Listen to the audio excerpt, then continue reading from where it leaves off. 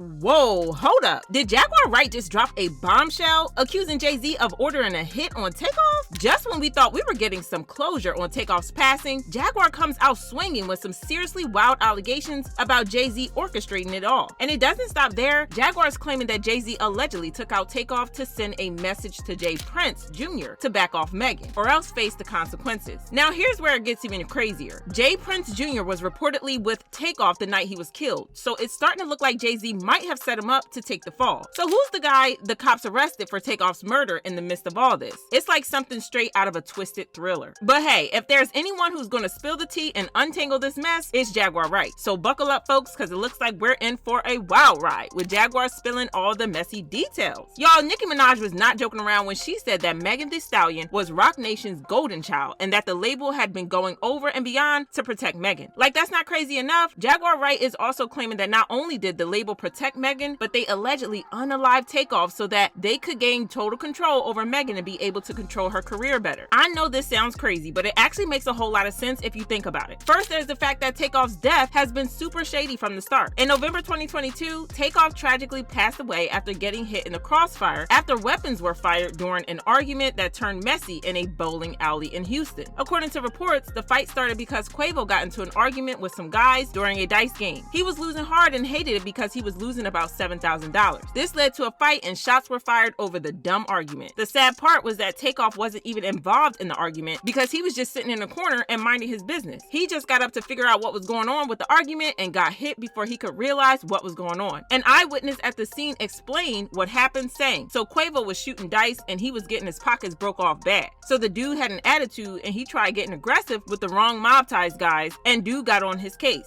Then somebody they was with jumped up, and that's when everybody bunched up. Then shots just start ringing, but they were coming from somebody Migos was with, but he was shooting wild and hit Takeoff on accident." The eyewitness continued. "The other guys start shooting back and I think he got hit again, but ultimately his own guys killed him, because when he got hit the first time, I seen his body just drop. Takeoff was the coolest, quietest guy in the room the whole time. He wasn't saying a word, just chilling in the cut. He didn't even know what was going on. He just jumped up and got shot out of nowhere." Video footage released by TMZ showed the argument that broke out just before shots were fired. Fans quickly blamed Quavo for this, and he was dragged for getting Takeoff unalived because of his argument. But video footage showed that he was already walking away from the situation when the shots were fired. It was just a tragic situation all around, and in the press statement released by police, they confirmed that Takeoff was DOA and there was nothing that could have been done for him. But here's where things took a turn. Many folks started speculating that there was more to his death than what the police and the industry were letting on. It began to seem like he was caught up in something bigger, like he was used as a pawn in a game. I'm not talking about some spooky ritual sacrifice with voodoo and candles, but more like he was taken out for some specific reasons. One major red flag that had people raising eyebrows was the way he was hit, execution style, right in the head. Now, if you know anything about these situations, you'll agree it's pretty unusual to take a shot to the head in a random fight. That's the kind of thing you see in planned executions, not your run-of-the-mill altercation. What added fuel to the fire was that he was the only one who didn't make it out alive from the shooting, despite not being the only one hit. Two other people were also hit, but thankfully their injuries weren't fatal. They were stable enough to be transported to the hospital in private vehicles. All eyes soon turned to the Prince family because Quavo, Offset, and their crew were hanging with J. Prince's brother Mike Prince and J. Prince's sons, J. Prince Jr. and Jazz Prince. Now, if you're not familiar with J. Prince, let's just say he's a big deal in Houston, and I'll leave it at that. When rappers are in Houston, there's this unspoken rule that they need to show their respects to J. Prince. Word on the street is that he's got some serious connections, like straight up mob ties. So as a sign of respect, they pay their respects to him, and in return, he's got their backs while they're in town. Supposedly, as long as they're cool with J. Prince, they're good to go, no trouble in sight. J. Prince Jr. and his team were at the dice game with Quavo, but what had people really suspicious was how he and his team walked out after Takeoff got hit. Takeoff was lying on the floor and Quavo was crying, but J. Prince Jr.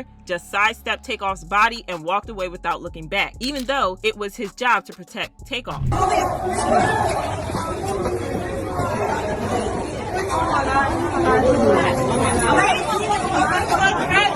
Y'all remember how I said there were rumors of Takeoff being sacrificed? Well, a couple of hours before he died, Takeoff and Quavo released a music video for their song Messy, and it was a hot mess. First, there was some dice playing in the video that got messy, and then there was Quavo with a Migos contract and a gun. After which the camera cut directly to Takeoff standing beside a statue of the Grim Reaper with RIP written. Yeah, it's a real hot mess. Eventually, the police arrested a guy named Patrick Xavier Clark for but things just got messier from there. The whole situation screamed cover-up. According to the cops, their investigation pointed to a shot from Patrick's weapon being the one that ended Takeoff's life, citing video footage, ballistics reports, and even fingerprints from a bottle Patrick had been sipping from his evidence. Also, when he was arrested, the police reported that he had purchased plane tickets to Mexico 2 days before being arrested and applied for and received an expedited passport. The state also said he was able to get the passport, and when he was arrested, officers found a large amount of cash on him. At first, the judge refused to grant him bail, saying, "The court finds this behavior suggests, indeed, you pose a flight risk, and therefore the court is going to follow the recommendation of the prosecutor and set your bond at $2 million. However, this bail was later reduced to $1 million, and he was released on house arrest to his parents. However, to this day, Patrick is still maintaining his innocence to this day, claiming that he was just set up. His lawyer spoke to Rolling Stone and said, "He maintains his innocence. We do believe that he has a valid self-defense claim. I don't think they can say with any degree of certainty that it was Patrick who actually fired the shot that took Takeoff's life." She also said, "There was someone else who started the shooting. It was not Patrick Clark. He was in the same position that Takeoff was in. He was trying to get out of there alive as well. He didn't have anything to do with the argument that occurred. He just happened to be in the wrong place at the wrong time when people started firing weapons." Yeah, suspicions were running wild about this case. Like, how did Clark scrape together $1 million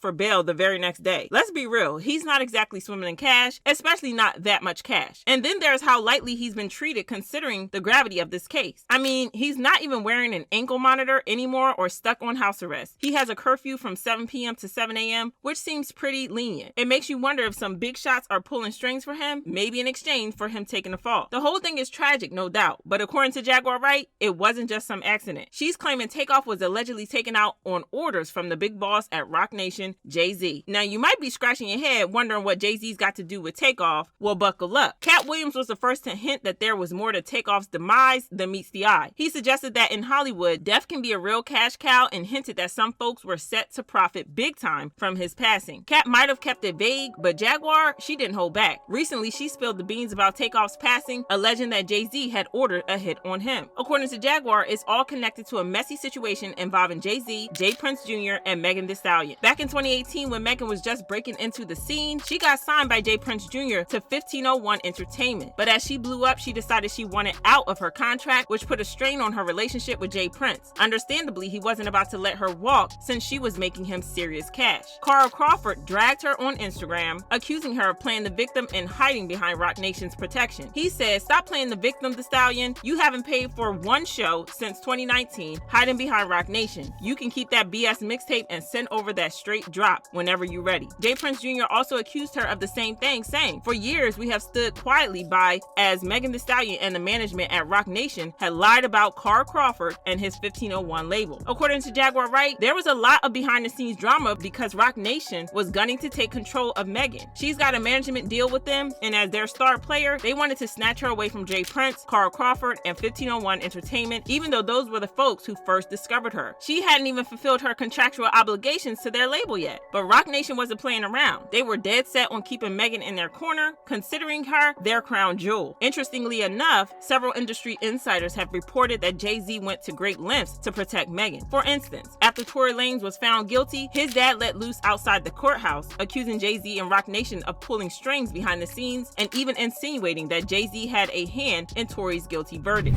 You want to know how I feel? I'll tell you exactly how I feel. I got some names that I want to call.